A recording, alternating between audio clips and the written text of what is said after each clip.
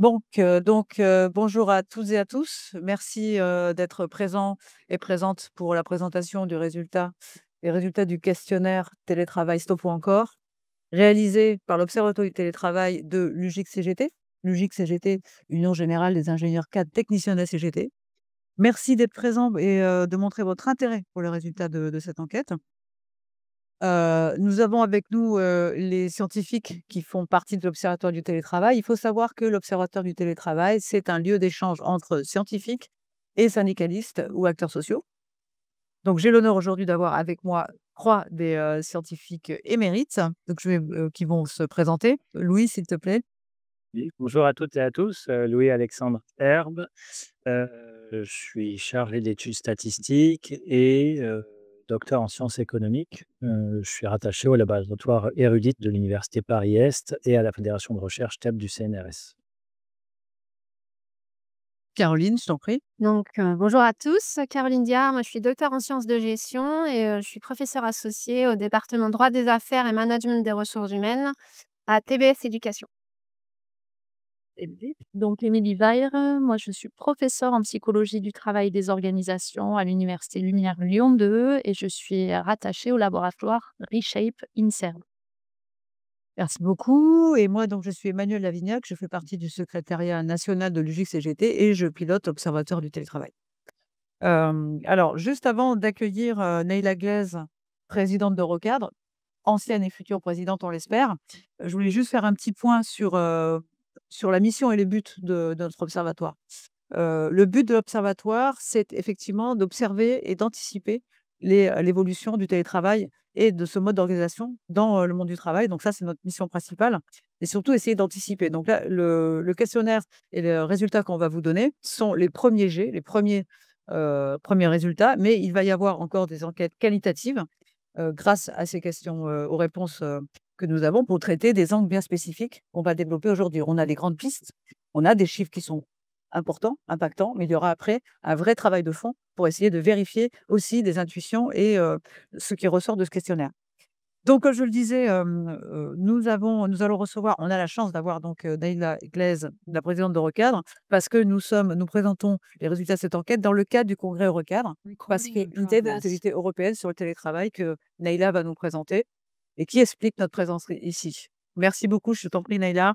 Bonjour à toutes et tous, je suis Naïla Glaise, je suis présidente d'Eurocadre jusqu'à ce matin et en espérant à partir de demain midi parce qu'on est en plein congrès.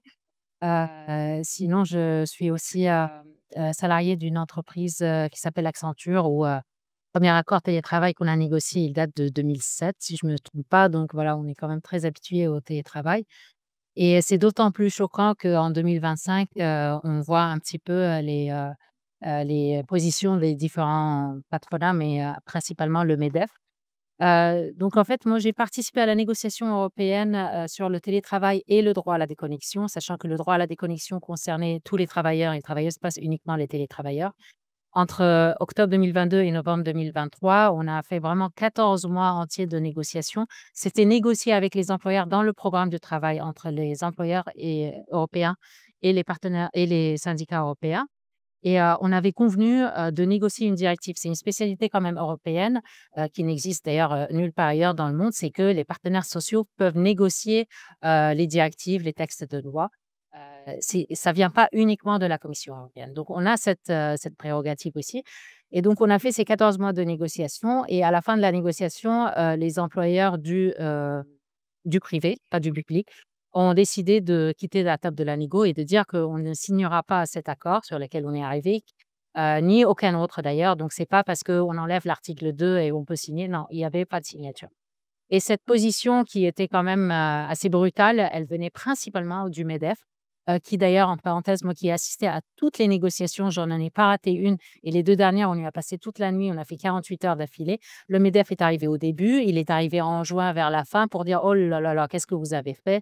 et pour, en gros, capoter la négo, pour la faire court. Donc ce qu'on fait maintenant, c'est qu'une fois que la négociation est terminée, on a écrit à la Commission européenne pour dire: «Bon, bah, maintenant la balle est dans votre camp, il va falloir légiférer» et cette fois-ci venant de la Commission et non pas des partenaires sociaux. Et donc on a eu une première phase, de consultation des partenaires sociaux qui avait eu lieu avant les élections européennes. et on a répondu, et cetera. Et après, on a eu les élections européennes, donc le temps était long en fait. Et le 25 juillet seulement, on a reçu la deuxième phase de consultation. C'est le processus européen normal. Donc cette deuxième phase, elle s'est terminée uniquement la semaine dernière. Et donc seulement après, on va voir un premier jet de texte qui va arriver de la commission. Donc actuellement, on est en attente de ce texte. Mais je me suis quand même amusée avant de venir ici à imprimer et lire la position de Business Europe, donc qui est le patronat des grandes entreprises du privé, sur cette deuxième phase de consultation. Et juste pour vous donner une idée de ce qu'ils disent, en gros, parce que la consultation, elle est télétravail et droit à la déconnexion. En gros, ce qu'ils disent, c'est que, il n'y a pas assez de données qui prouvent quand même, qu'il y a un impact de la surconnexion sur la santé et sécurité, et il n'y a pas de données qui disent que ça nuit à la santé. C'est quelque chose que la commission aurait inventé dans son document de consultation. Ils disent également que la meilleure solution pour le télétravail, c'est vraiment les solutions, ce qu'ils appellent tailor-made, c'est fait, entre 2 parties au travail, donc en gros entre le manager et le salarié, c'est les meilleures solutions. Il n'y a pas besoin de légiférer sur le télétravail et d'ailleurs, il n'y a plus besoin d'aucune législation européenne. D'ailleurs, c'est le mantra pour les 5 années au niveau, européen maintenant. Les employeurs utilisent le fait que, la commission et le parlement ont viré à droite quand même pour, déréglementer et ce qu'ils disent, c'est qu'il n'y a plus besoin de législation européenne. On en a assez et il faut simplifier, c'est-à-dire pour eux déréglementer. Hem, donc clairement, Business Europe est contre, une législation, ce qui veut dire qu'ils prouvent quand même leur mauvaise foi lors de la négociation. Parce qu'ils se sont engagés dans le programme de travail à négocier une directive. Ils ont signé ce programme de travail et une fois qu'on a commencé à discuter la directive, là, ils ont dit: «On ne va pas signer ni cette directive ni aucune autre». Donc ça veut dire ils sont rentrés dans la négo avec une mauvaise foi. Et donc ce qu'ils disent clairement, c'est que, il suffit des guides pratiques pour expliquer aux salariés comment on gère son temps, comment on organise le travail de façon hybride, et quel pourrait être l'impact sur la santé mentale et cetera et pas besoin de législation pour ça. Hem Et puis ce qu'ils disent aussi, c'est que la déconnexion, c'est une affaire de discipline personnelle. C'est que les salariés doivent se discipliner eux-mêmes. C'est pas parce qu'on est surchargé du travail, non, pas du tout. Et sur la santé-sécurité, ils disent quand même que c'est une réflexion. Il y a les réflexions qu'ils ont et montrent bien que la barrière entre la vie privée et la vie pro, elle est tellement floue que c'est très difficile quand même de légiférer sur cela et donc ça pourrait être des problèmes des personnes, d'individus. Donc moi, quand je lis ça, je pense tout de suite à l'affaire France Télécom et je me dis quand même, ils ont pas appris les leçons suite à cette, affaire-là donc leur responsabilité en matière de santé-sécurité, ils l'ont toujours pas comprise. Voilà en gros ce que je voulais vous dire, sur, la position du patronat et puis je te relance la parole. Et d'ailleurs, juste, on est en plein congrès, on a un débat sur, les questions de conditions de travail, dont aussi, les RPS, qui va avoir lieu à 14h30. Donc vous êtes les bienvenus, d'y assister et juste un dernier mot, on aura aussi des personnes clés du Parlement européen qui vont participer à ce débat tout cet après-midi, mais aussi demain. Vous êtes, aussi libre de si vous voulez les questionner, je peux vous présenter, voilà.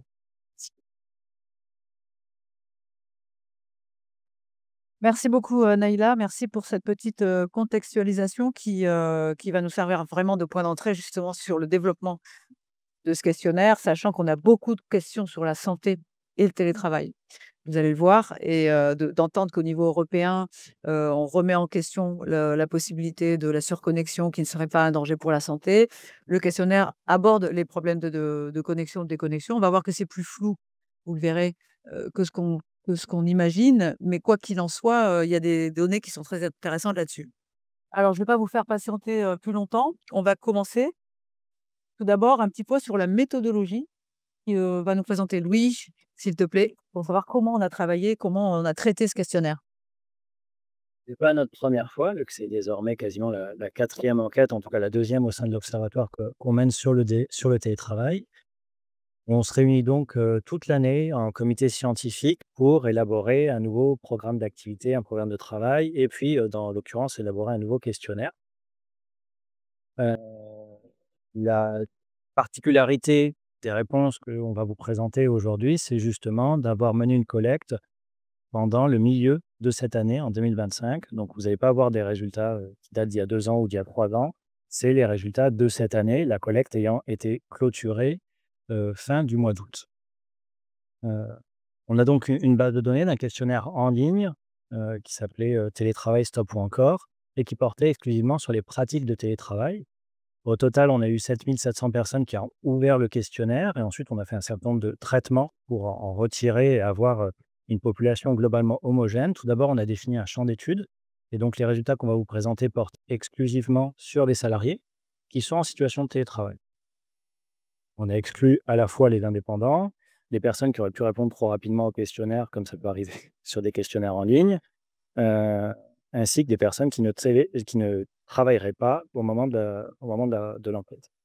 Ce qui nous a permis de dégager un groupe de 5 300 personnes qu'on va vous présenter tout de suite. On a ensuite fait un certain nombre de traitements, d'analyses complémentaires, à la fois sur leur réponse globale, mais également sur une diversité de caractéristiques sociodémographiques, de conditions d'emploi, le genre, le statut d'emploi, le type de contrat, la catégorie socio-professionnelle. Enfin, on a effectué diverses opérations de pondération et de calage statistique, parce que même quand on a plusieurs milliers de répondants, on a un questionnaire en ligne et on reste exposé à un certain nombre de biais de participation. Il y a certaines catégories de salariés qui vont plus répondre que d'autres, vont répondre soit plus volontiers, soit être plus directement mis en contact du questionnaire. Et afin de corriger ces déséquilibres, on a effectué une pondération, une pratique courante au sein notamment, par exemple, de la statistique publique. Donc le principe, c'est que chaque personne a été attribué un poids différent par rapport à ses caractéristiques, de manière à ce qu'elle représente une photographie beaucoup plus précise de la population en emploi en France. Une fois la pondération réalisée, on a effectué des contrôles pour vérifier justement la qualité de ce redressement et la base pondérée, elle a été comparée à différentes enquêtes, l'enquête emploi de l'INSEE, l'enquête TRACOV2 de la DARES et avec des résultats qui étaient tout à fait comparables sur les caractéristiques de la population et puis sur un certain nombre de réponses. Par exemple, on a exactement la même proportion de personnes en forfait jour dans l'enquête que dans l'enquête de la DARES. Ces résultats, ils montrent que la pondération, elle a permis d'obtenir une base qui a été globalement cohérente avec les grandes enquêtes nationales. Et la base finale pondérée, elle constitue désormais un support qui nous semble robuste pour des analyses statistiques et des comparaisons ultérieures. Elle va être ensuite, d'ailleurs, mise à disposition des équipes de recherche au sein de l'Observatoire qui souhaiteraient approfondir certaines questions. Et l'ensemble des traitements et des données, ils sont accessibles dans des espaces collaboratifs partagés.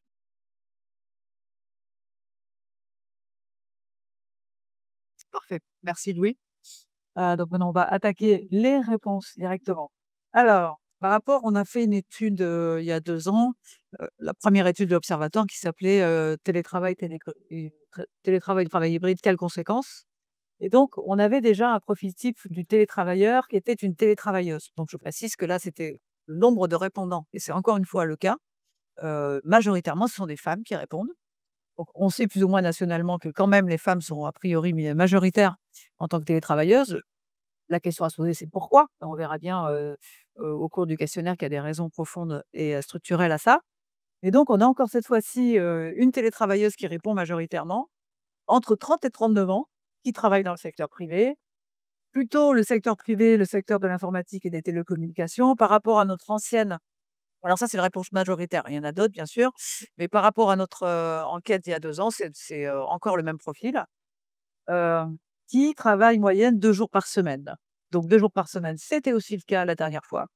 Donc évidemment, ça aussi, selon les situations, 1,5 à 3 jours, mais on est quand même sur 2 jours par semaine. Voilà. Alors, ensuite, plus d'un répondant sur 2, donc 51%, aimerait télétravailler davantage. Donc là, c'est plus de 2 points par rapport à la dernière enquête. Mais c'était de toute façon un plébiscite pour le télétravail, hein, donc on le voit là aussi. Donc déjà travailler plus, donc ça augmente. On peut déjà dire par rapport à l'autre enquête, c'était un renforcement. Il n'y a pas une envie d'abandonner le télétravail de la part des salariés. 73% déclarent très bien vivre leur situation de télétravail. 56 économisent de toute façon plus d'1 heure de trajet aller-retour par jour. Donc effectivement, on dit bien plus d'1 heure, mais ça va effectivement jusqu'à 1h30, 2 heures, hein. Mais la moyenne, c'est ça. Donc on peut comprendre que le télétravail soit quand même plébiscité parce qu'il y a toujours cette qu'on avait déjà remarqué la dernière fois, cette notion d'heures de transport, de temps passé pour le travail qui n'est pas rémunéré. Le temps que vous passez en transport, votre journée, elle est forcément beaucoup plus large et finalement, votre rémunération ne correspond pas à ça. Et puis, la fatigue, bien sûr.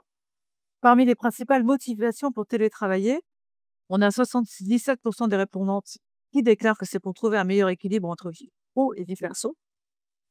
C'est déjà ce que ça fait déjà 2 ans, 2-3 ans et depuis le Covid, hein, bien sûr, hein, que le télétravail est mis en place et qu'on a bien compris que le sujet était là, hein. La dernière fois, on disait ils essayent de retrouver du temps de vie professionnelle, du temps de vie personnelle par rapport au temps de vie professionnel sur les temps justement qui sont non rémunérés, qui sont les pauses, qui sont les temps de trajet et pour retrouver un peu de vie perso. Donc il y a vraiment cet enjeu qui est fondamental dans la volonté de garder le télétravail.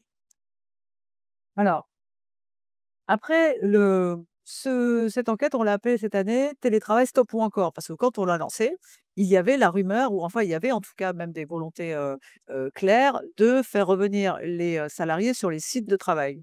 On a eu le cas, on a eu d'ailleurs Ubisoft qui a fait sa première grève depuis l'existence de l'entreprise pour refuser le retour sur site. Il faut dire aussi que c'était des salariés un peu particuliers qui étaient en télétravail complet. On a eu la Société Générale où les télétravailleurs, la Société Générale a décidé de faire revenir aussi ces télétravailleurs, pas 5 jours sur 7, mais en tout cas de revenir sur l'engagement de télétravail qui a tout de suite provoqué, alors là, une grève qui n'est pas, en tout cas une originalité dans le mode de combat, c'est-à-dire de faire venir massivement les salariés sur site plutôt que de leur dire de se mettre en grève. Puisque la problématique du télétravail en général, c'est qu'on le verra plus loin, elle est liée au fait de mettre en place une flex office et que vous n'avez pas de place sur le lieu de travail quand vous arrivez. Donc, l'intelligence, on va dire, collective des salariés était de dire, bah, on va tous y aller ce jour-là pour leur prouver qu'on ne peut pas revenir en télétravail, qu'en tout cas l'espace n'est plus adapté. Donc, on a eu ça. Mais la réponse, en tout cas sur la suppression du télétravail est claire. Pour l'instant, en France, il n'y a pas de suppression massive du télétravail. 77% des répondants disent on n'a pas supprimé chez moi le télétravail. Ça ne veut pas dire qu'il n'y a pas une pression que l'on sent très très bien et qu'on va voir d'ailleurs sur les verbatims, où vous avez quand même une partie du télétravail qui a été supprimée, mais pas pour tout le monde, mais pour des services, notamment tout ce qui est services techniques, majoritairement, plus que les services administratifs ou même les fonctions support comme on aurait pu l'imaginer. Donc il y a bien des pressions qui sont mises en place avec une volonté, certainement, de faire revenir les salariés sur site, mais rien de négocié, de drastique. Pour l'instant, on n'en est pas là. Et voilà ce qu'on a pu, ça ce sont les verbatims, c'est-à-dire les personnes dans l'enquête à qui on a demandé de faire un commentaire. Donc ils commentent et ils expliquent. Ils disent en général: «Non, on n'a pas supprimé le télétravail, mais dans certains services, il a été réduit à 1 jour par semaine. Heu, l'employeur souhaite durcir les règles». Bon, on va dire qu'ils sentent cette pression-là, sans que ce soit vraiment, pour l'instant très, très clair. Alors, du coup, la question aussi, c'est pour ça qu'on l'a appelé, télétravail stop ou encore, dans cette ambiance, générale et sans voir s'il faut revenir sur le site ou pas et de remise en question du télétravail, c'est qu'est-ce que vous feriez si on vous supprimait le télétravail? Ça, c'est une question qui n'avait pas été posée aussi directement, me semble-t-il, dans les enquêtes que j'ai vues. Et là, on a une grande surprise, 54% déclarent qu'ils et elles quitteraient leur entreprise ou l'administration en cas de suppression du télétravail. Ce qui est quand même majoritaire et quand même beaucoup, sachant connaissant le contexte. Bon, l'enquête s'est déroulée sur 2024, d'accord? On n'a pas encore de gros problèmes, économiques, mais quoique, sociaux, mais enfin dans une période quand même un petit peu, problématique parce qu'on ne sait pas trop si on va pas enchaîner sur des crises économiques. On a quand même des personnes qui nous disent: «Bah oui, moi je quitterai l'emploi, j'essaierai de trouver autre chose». Parmi les personnes prêtes à démissionner en cas de suppression, on trouve une part importante d'hommes, 27% contre 26% de femmes. Alors, c'est pas énorme en fait comme différence, mais c'est intéressant de voir, alors que vous le verrez sur la suite de l'enquête, heu, les personnes qui demandent plus de télétravail sont majoritairement les femmes. Là, justement, s'il fallait quitter l'emploi, il y a quand même une inquiétude. On peut s'imaginer et on travaillera le sujet, que l'inquiétude, c'est que les femmes étant majoritairement chargées de famille, peut-être qu'il y a une inquiétude à quitter son travail comme ça, du jour au lendemain. Et par contre, les jeunes de moins de 30 ans, eux, sont surreprésentés parmi les salariés qui se déclarent prêts à démissionner.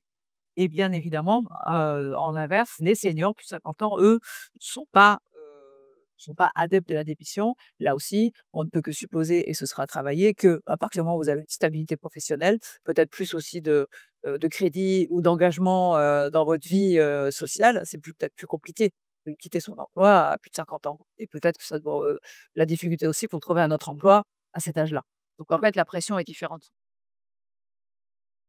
Ensuite, sur, ce qu'on a posé comme question, c'est bon, imaginons vous, on vous supprime le télétravail, mais on vous propose l'employeur vous propose une réduction du temps de travail selon ces différentes modalités. On vous a juste mis les modalités, qui sont majoritaires.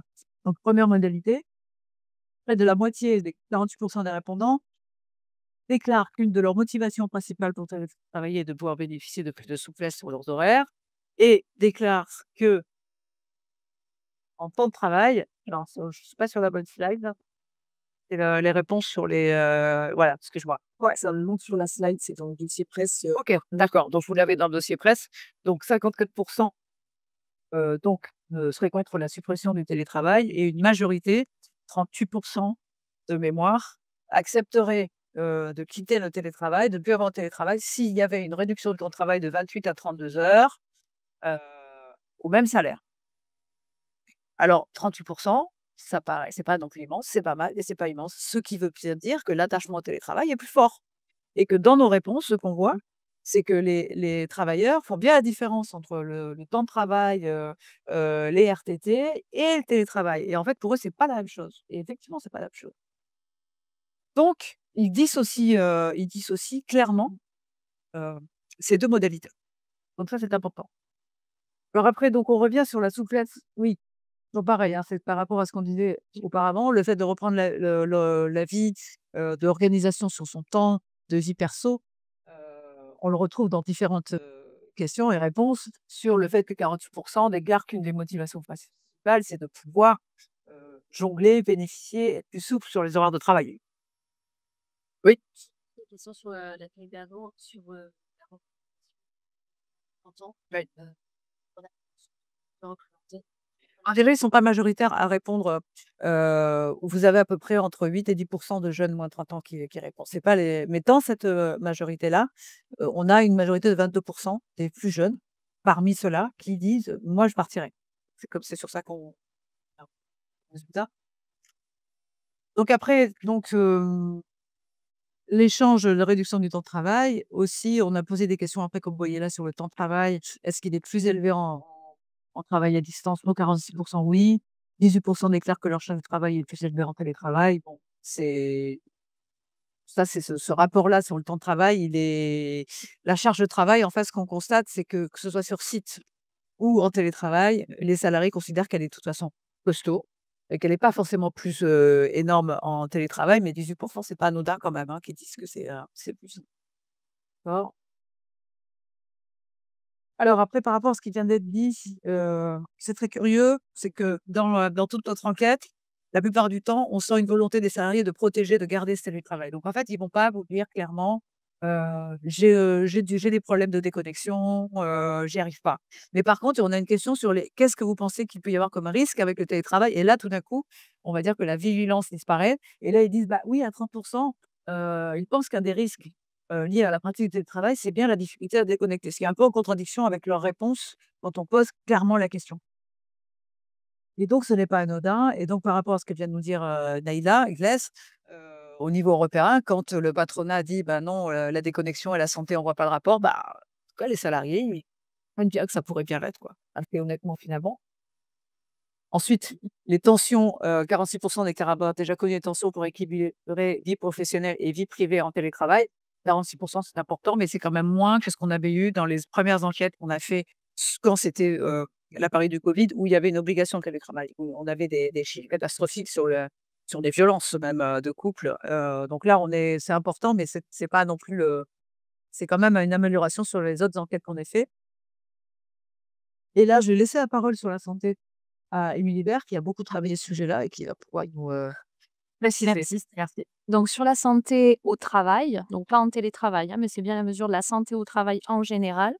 Ce qu'on remarque, c'est qu'on a des résultats qui sont, assez marqués et à la fois sur, des bénéfices, mais aussi, une santé, qui est relativement dégradée. Alors je dis relativement dégradée parce que les chiffres sont assez importants quand même, hein, quand on voit que 75, les 3/4 des répondants déclarent avoir déjà manqué de sommeil à cause de soucis au travail. Là, ce qu'on a mis en avant donc dans les premiers résultats, c'est vraiment la survenue de ce type de trouble, quelle que soit la fréquence d'apparition de ce type de trouble. Donc quand on regarde, hein, les personnes, qui, vivent ce type de trouble ou qui ressentent ce type de trouble de manière, régulière, récurrente, presque quotidienne, on est un peu plus sur 25, ce qui est déjà très fort. Voilà, mais là, on est sur la survenue, de ce type de trouble. Donc on a des troubles, liés donc au sommeil, aux tensions et au stress perçus qui sont très marqués parmi nos répondants. En même temps, on a aussi des résultats très marqués qui sont positifs en termes de santé, plutôt sur des dimensions capacitaires et d'autonomie. Donc être en capacité de prendre des décisions sur son lieu de travail, être en capacité de faire face à ses problèmes.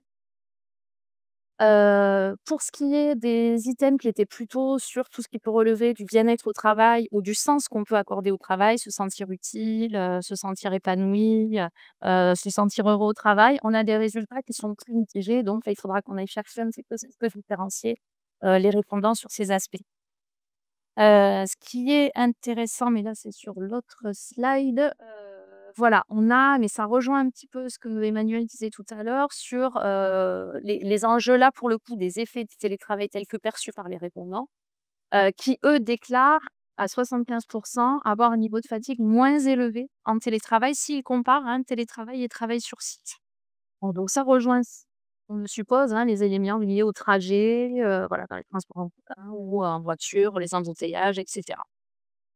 Quand on regarde ce qui relève des troubles liés au travail sur écran, douleurs, musculo-squelettiques et même, santé, psychique un peu générale autour d'anxiété ou de dépression, on voit que là aussi le télétravail soit n'a pas d'effet, soit a des effets plutôt positifs. Donc on a à peu près, hein, pour ces 3 items, hein, troubles liés au travail sur écran, donc maux de tête, gêne musculaire, douleurs musculo-squelettiques et anxiété, dépression. On est entre 50-60 des personnes qui disent que le télétravail n'a pas d'effet. Mais on est aussi aux alentours de 30 à 40 de personnes qui disent que le télétravail a un effet positif, donc sur ces dimensions, physiques et psychiques. Et ensuite pour, ce qu'on peut appeler l'absentéisme ou en tout cas le recours au télétravail plutôt que de se mettre en arrêt maladie, c'était une dimension aussi qui nous intéressait en particulier, parce que c'est un phénomène qu'on retrouve dans les études qualitatives, hein, et moins, dans les études quantitatives, de savoir un peu, pourquoi, parfois on peut avoir une baisse de l'absentéisme liée au télétravail. Heu, En fait, c'est pas lié au travail pardon ou au télétravail. En fait, ça vient du fait qu'effectivement les personnes ont tendance à poursuivre, en fait, en télétravail lorsqu'ils sont eux-mêmes malades ou lorsque leur enfant est malade. Donc là, c'est aussi, un élément, important. Donc on a 75 des répondants, 76 qui indiquent avoir déjà télétravaillé tout en étant eux-mêmes malades.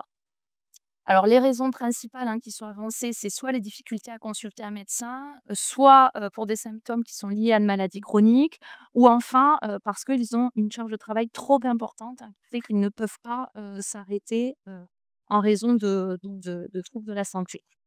Et puis pour ce qui concerne les enfants malades, hein, donc le fait de poursuivre en télétravail plutôt que de prendre un arrêt, donc lorsque, son enfant est malade et donc il faut s'en occuper. Là, on voit aussi que c'est quasiment la moitié des répondants, hein, qui déclarent avoir déjà eu recours au travail à distance dans ce cas-là. Et puis on remarque, hein, que c'est plus particulièrement les femmes, hein, qui sont touchées par ça et d'ailleurs on avait aussi des questions autour de, qui assume la charge, des enfants à domicile, hein. On voit là encore que ce sont les femmes, seules qui majoritairement répondent, hein, qu'elles sont seules à l'assumer, et les hommes, ont une proportion plus importante quand on demande: «Est-ce que c'est partagé?» OK. Donc là, on va passer maintenant, une catégorie qui est la dernière au cours de notre, dernière enquête, on n'avait pas vraiment réussi à dissocier entre les gens qui étaient managers ou pas managers. Alors, bien évidemment, majoritairement, la population qui a répondu, elle est cadre et profession intermédiaire, hein, comme la dernière fois. Mais dans cette catégorie-là, on n'arrivait pas à savoir qui supervisait vraiment les équipes, qui était manager ou pas. Donc là, cette fois-ci, c'est intéressant, c'est qu'on a une vraie réponse et on se rend compte, je pense que si tu veux bien, faire un petit commentaire Caroline là-dessus, que effectivement les managers sont les grands oubliés du télétravail. Alors effectivement, on avait jusque-là décrit la relation managériale autour des 3 dimensions, autonomie, confiance, contrôle. C'est un fil rouge, dans certaines questions. Mais on avait surtout, on s'était inquiété de la perception du télétravailleur et pas de la perception du manager. Alors qu'en réalité, dans une relation d'emploi, c'est un binôme, hein, c'est, le manager et le managé. Donc là, c'est chose faite. On a comblé cette lacune avec, des chiffres qui sont quand même éloquents, puisqu'on a un quart des managers concernés, hein, qui ont un manque de sommeil et 30, donc c'est quand même un chiffre impressionnant, qui vont se sentir, stressés, dans cette situation de télétravail. Alors pourquoi ils sont stressés? Alors une piste d'explication, elle est claire avec ce chiffre, hein, c'est, quasiment les 3 quarts qui n'ont pas été formés au management à distance. Ce que j'ai aussi pu, constater dans des études, quali par ailleurs, en général, les managers, on leur a dit: «Voilà, maintenant il faut gérer des équipes virtuelles, vous devez gérer des satellites et faites au mieux». Et on leur a pas, parfois on leur a donné un guide, mais on leur a pas donné, la possibilité d'accéder à des formations, spécifiques et pas forcément non plus de sensibilisation aux problématiques de déconnexion de leurs collaborateurs. Donc peut-être que certains problèmes qui sont pointés dans l'étude pourraient être résolus en partie si on formait les managers. Je voulais Je compléter, voilà, parce qu'effectivement, les chiffres par rapport à ce qu'on a vu tout à l'heure sur les troubles liés à la santé qui étaient beaucoup plus prononcés. En fait, là, on est, justement, ce que je disais tout à l'heure, on était sur la survenue de ces troubles. Là, on est sur, des troubles qui sont fréquents, en fait. Donc les chiffres paraissent moindres, mais en fait, on est sur, des troubles de santé importants, fréquents, heu et on voit que les maladies sont particulièrement touchées. D'autant plus 24% contre 17%, même si le chiffre paraît faible parce que c'est la fréquence, en tout cas par rapport aux autres salariés, c'est énorme, hein. Je pense qu'en plus, par rapport à ce qui a été dit, aussi auparavant sur, ce que compte faire, au niveau européen le patronat ou va faire, ce qui ressort aussi de cette enquête par rapport aux managers qui est très important, on le voit dans les verbatim souvent. C'est-à-dire qu'ils ont vraiment la responsabilité et la charge de faire appliquer un télétravail qui est très, très mal qui est quasiment pas encadré. Vous verrez sur les verbatim, c'est est-ce que pourquoi ne prenez-vous pas tous les jours de votre jour de télétravail? Parce que mon manager m'a dit non, parce que mon manager m'a dit oui.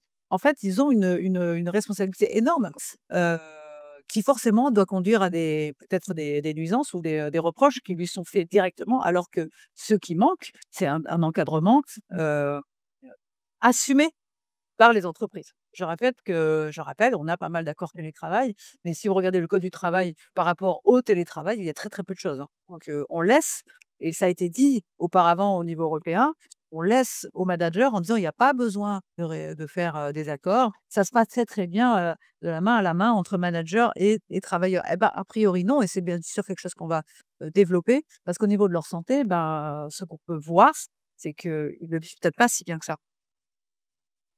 Alors, on va passer alors, oui, ça c'est bon. Je pense que ça c'est bon. Alors, sur les horaires d'organisation des espaces dans l'adhésion massive des salariés, peut-être que tu veux rajouter aussi quelque chose? On avait déjà ces questions dans le premier. Alors oui, Ouais, peut-être vas-y. qu'il était intéressant de rajouter, c'est que quand on parle de télétravail ou travail hybride, le lieu de travail, il est multidimensionnel, en fait. Ça peut être le domicile, ça peut être un tiers-lieu, un espace de coworking ou ça peut être en mode nomade, c'est-à-dire n'importe où, dans un train, une salle d'attente et dans les répondants, on a 98 qui font du télétravail à domicile. Donc finalement, les autres lieux sont un peu à la marge, mais ça a quand même fait, couler, beaucoup d'encre et peut-être aussi, générer, beaucoup de grogne, je te laisse, continuer Emmanuel, sur les problématiques de réaménagement open space, flex office, qui constituent en fait l'environnement de travail et les conditions de travail des salariés. Bah, c'est ce que je disais au début, effectivement, c'est ce qu'on a vu avec, la Société Générale où, finalement, ils sont passés en flex office, ils ont fait du télétravail et du flex office et le fait de demander à des salariés de revenir, sur le lieu de travail, la réaction des salariés, c'est de dire: «Ah bah, OK, on vous prend au mot, on va tous revenir, vous verrez que c'est impossible». Donc c'est vrai que le flex office est un point, on va dire un point, un petit peu qui pose problème le plus finalement aux télétravailleurs, aux travailleurs, puisque vous êtes sur des open space en fait, hein, Flex Office et open space, sauf qu'en plus de l'open space, vous ne pouvez pas, vous n'avez pas de bureau réservé. Donc c'est vraiment un urticant pour les salariés, c'est ce que je cherchais. Ouais. OK. Alors, et là, on le voit, ce qui est intéressant dans ces réponses-là, c'est par rapport aux réorganisations de l'espace, comment est-ce qu'ils réagissent et on voit que c'est assez mitigé, plutôt positif 41%, mais plutôt négatif 36%. Nous, on sait en tant que quand on fait des statistiques ce que ça veut dire, c'est que c'est pas 80% est d'accord et 20% n'est pas d'accord. On voit bien que là, je reviens sur le côté urticant, la notion d'espace, c'est un problème aujourd'hui. Et avec la petite phrase verbatim, très impersonnelle, on a l'impression d'être du bétail dans une étable, donc on est en ex office. Et enfin, on va terminer sur, la surveillance et après on prendra vos questions puisqu'il est déjà 12h05 sur, le contrôle télétravail.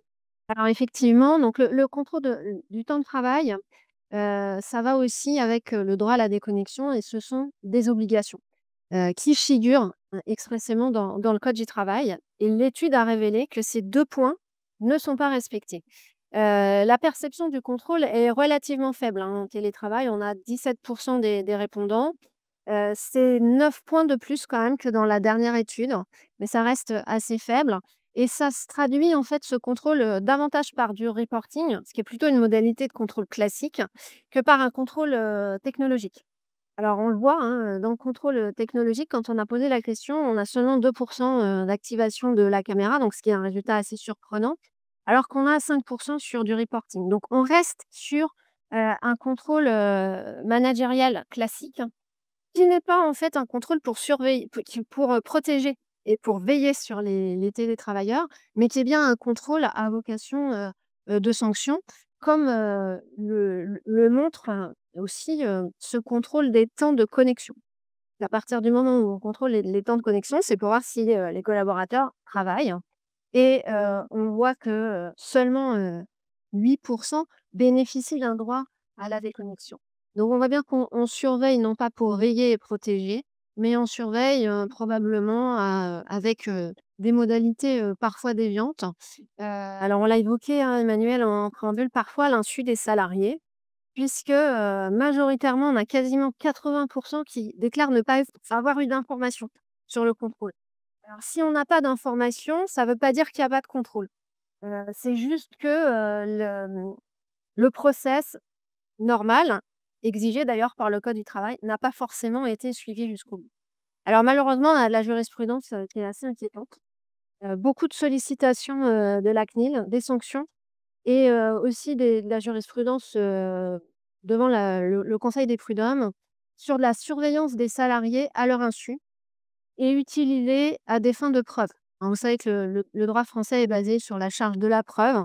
Donc un enregistrement, c'est quelque chose qui est pas neutre et un enregistrement en situation de travail, voire de télétravail, ça peut, être utilisé contre le salarié et ça peut poser souci, ce qui était, autrefois impossible. Donc on a eu en 2025 un important revirement de jurisprudence qui fait tout à fait écho, aux résultats en fait de l'observatoire. Donc on voit bien que, malgré tout, certains expriment cette surveillance à travers les verbatims. Alors un verbatim, intéressant que j'ai recueilli avec, un CALI et c'était, très intéressant parce que la personne, je lui ai pas posé la question et elle a très bien verbalisé ce qu'on avait trouvé dans le quanti. C'est-à-dire qu'elle m'a dit: «On a un outil, mais qui permet pas de contrôler qu'on travaille trop. Donc c'est pas pour dire, stop, reposez-vous, mais c'est pour contrôler qu'on est bien connecté». Donc cette phrase, elle tombait vraiment à propos. Après, on a eu aussi des verbatims dans les réponses libres de l'étude, quanti, avec beaucoup d'itérations sur la notion de Teams, de visio, de sollicitations répétées, qui à terme pourraient être perçues, comme du contrôle déviant, voire du harcèlement et produire du contentieux. Alors c'est trop tôt, hein, pour, vous savez que les juridictions, prennent du temps. Mais d'ici 3 4 ans, on aura probablement des contentieux qui seront liés à des sollicitations excessives via Teams en situation de télétravail ou pas d'ailleurs. Voilà. Tout à fait, tout à fait. Et d'ailleurs, ce qui est assez curieux, c'est pas curieux, c'est pas étonnant, c'est le fait que ressort beaucoup la notion de Teams, de Microsoft, sans vouloir faire de publicité, mais comme ce sont les outils utilisés en entreprise, ils sont majoritaires. Ça ressort, majoritairement, heu et c'est pas complètement étonnant. Donc voilà, donc maintenant on va pouvoir répondre à vos questions. Heu, bon, juste vous dire quand même en conclusion, hein, ce qu'on a pu, constater, c'est qu'une confirmation, de ce qui avait été déjà découvert dans la première enquête. Et avec, comme on avait des nouvelles questions sur la suppression du télétravail, non, à 77 on peut dire que non. Donc, en France, on est toujours sur le télétravail, sur le travail hybride avec 2 jours par semaine. L'impact sur la santé, ça c'est nouveau. On avait déjà posé des questions la dernière fois, mais là, c'était beaucoup plus poussé, qui laisse prévisager que, en tout cas, il y a quand même une réponse qu'on ne peut pas contester. C'est quand les gens vous disent: «Je suis moins fatigué» à 75. On sait très bien que la fatigue, c'est quand même quelque chose un enjeu majeur sur un enjeu majeur sur un impact sur la santé. Donc oui, il y a certainement un enjeu de santé qui est derrière, donc il faut quand même faire passer, enfin, nous, l'idée, c'est de faire passer, aux organisations patronales que le télétravail n'est pas nocif contre la santé, nocif, heu, contre les travailleurs et que de vouloir faire revenir absolument, les, travailleurs sur site, alors que les conditions de travail, on le voit aussi dans d'autres études, sont dégradées, bah, c'est pas forcément, en tout cas, ils auront une opposition forte des salariés. Voilà pour ceci et maintenant, ben, on va répondre à vos questions si vous en avez bien sûr des précisions.